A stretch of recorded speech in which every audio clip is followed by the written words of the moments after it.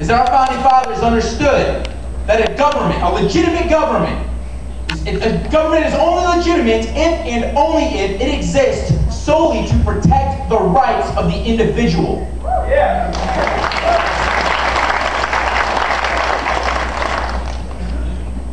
And that letter also makes clear the principle of this, that a government can only work to protect the rights of the individual if and only if that government has the consent of the people. That's it.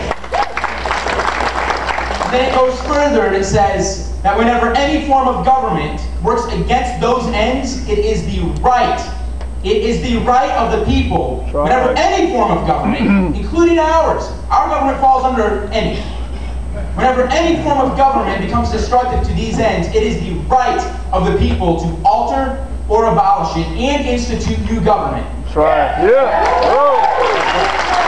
Our government here in America has already been altered because we have gotten so far away from the United States Constitution.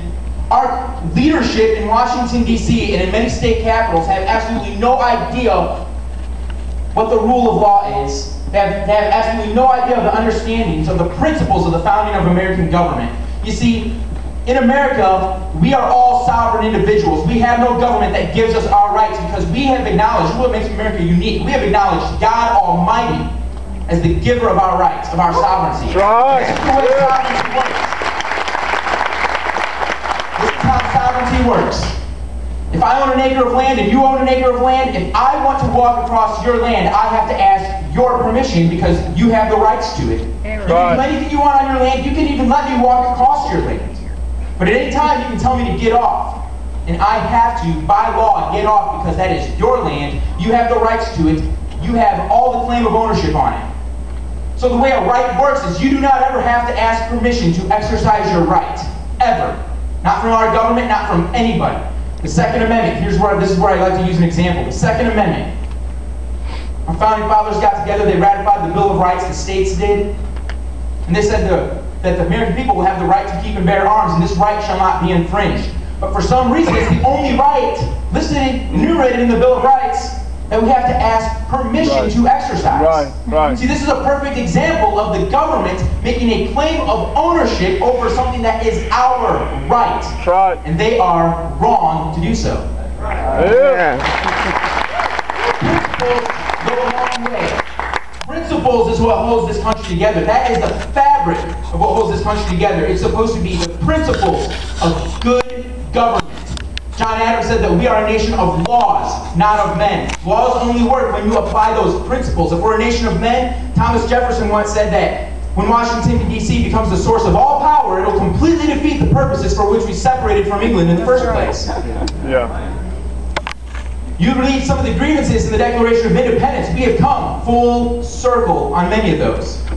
Why? Because our government and the American people being distracted by all the blessings that our freedom has given us, we have put all of our confidence in government. And unfortunately today, many Americans can't define what freedom and liberty is. They can't define what sovereignty is. I've gotten to speak to some high schools, and students will tell me that freedom is just really being able to go to Walmart and pick which video game you want to buy. Maybe that explains why voter turnout is in the teens. Because people don't understand it. They don't want to be involved because they would rather be at the lake, or they would rather be in front of a television playing Call of Duty instead of actually participating in the Call of Duty.